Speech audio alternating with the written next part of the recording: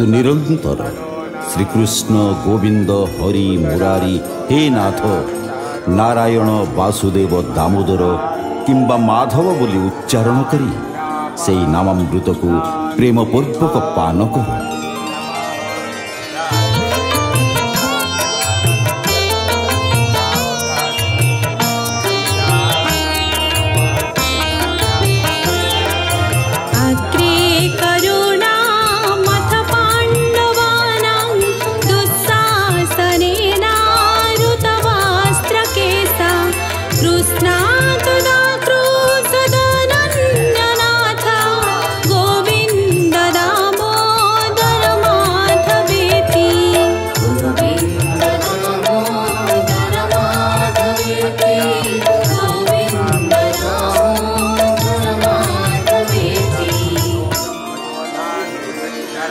कौरव और पांडव मानक उपस्थिति रे कुरुसभारे जितेबेले दुःशासन द्रौपदी वस्त्र और केश भिड़ुला सेतेबेले निराश्रया द्रौपदी लज्जा निवारणर कौनसी उपाय न पाई विकल क्रंदन करी से अनाथर नाथ प्राणनाथ को डाकिथिला।